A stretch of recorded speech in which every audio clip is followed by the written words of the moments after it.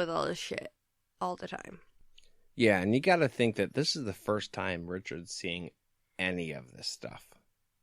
Up until right now, none of these things have existed to him.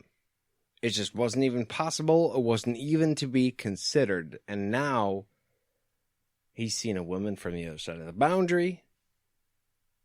He's seen, what he thinks might be a dragon, might be tripping balls from being bit by another magical thing that he's never seen before, the snake vine. There's a lot of firsts for him today. You're absolutely right. And it just lets you know what kind of guy Richard is, though. That his first thoughts are still about Kahlan and how terrible her life must be living with this stuff. Because my first thought would not be about that bitch. No, but you're right. He's having a really rough day. Like I said, a lot of firsts. And his first thought is that Kahlan has to deal with this on the reg. And that's got to be awful. She explains to him that thing was a long-tailed gar. Those things that bit him were blood flies.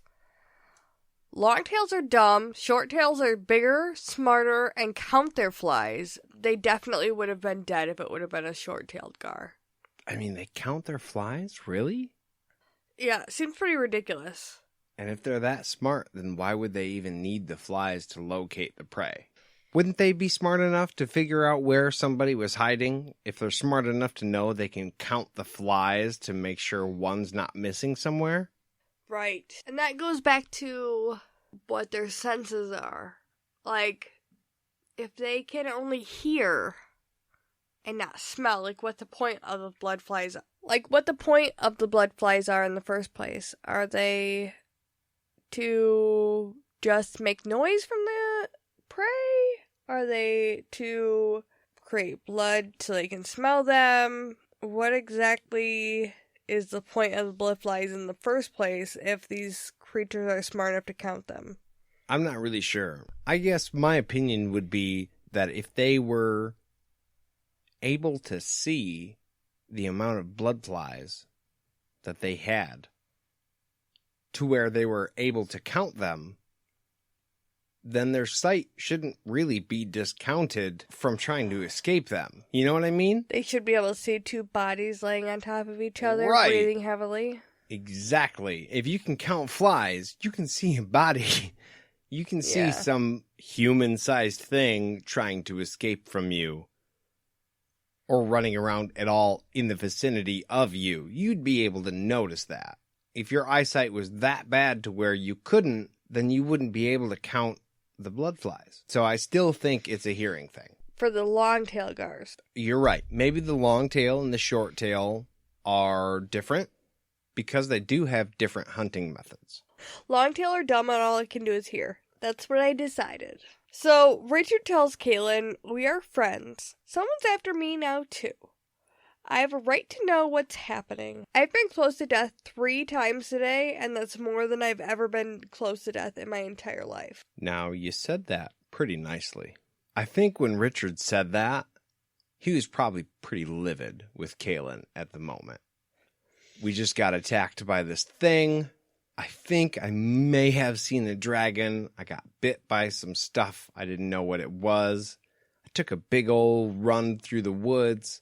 I've been hiding from killers. My brother is the president. There's a bunch of crazy stuff happening today. And damn it, you are going to give me some info now. Is the attitude I'd probably have with her at this point. And you couldn't blame you or Richard at this point for being like, all right. Right. It is time to fess something up. And, it's because of the promise that he made to her already that he can go right up to that line, but he can't push much further. Because he told her, look, you don't have to tell me everything. But I think at this point he's saying, I've got a stake in this because now I've almost died for you a couple of times. Give me some nugget. And what's interesting is that she still doesn't give him anything after that. Nope. She tells him she's cold, and he promised her a fire. And that's when it mentions that there was a wayward pine close by. And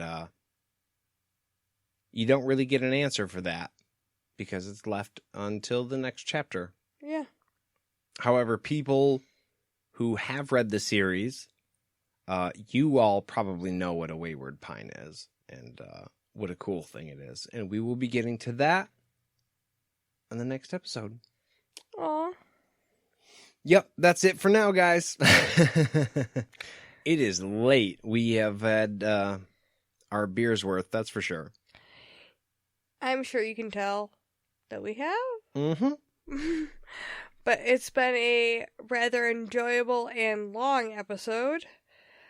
Whether or not you can tell that or not, we will definitely be getting back to you as soon as we possibly can. Let us know what you guys thought of the episode, or if you had any theories to add to it. We would love to know what you think. You can send all of that to our email at podcastatt@gmail.com. If you wanted to be a part of the Facebook page that we had mentioned earlier, you can get on Facebook and search all the things, or you can find us at podcastatt. That also works for Instagram. We post a lot of the pictures that we mentioned that we want to post on the show there. You can find us at podcastatt. The only one that's any different is Twitter. We tried our best, but we didn't quite get it to match all the way across the socials, but you can find us on Twitter as well there. If you guys wanted to help us grow, you can find us at patreon.com, and that's at podcastatt as well. We thank you guys in advance for becoming a patron and helping us out with your pledges. And I promise you there will be some outtakes from this episode on there if you end up becoming one. Yeah, guarantee you. But we love you all. We fully enjoyed doing this episode with you tonight. And we hope to see you next week. That's right, guys. Hey, we'll see you real soon. Bye! Bye.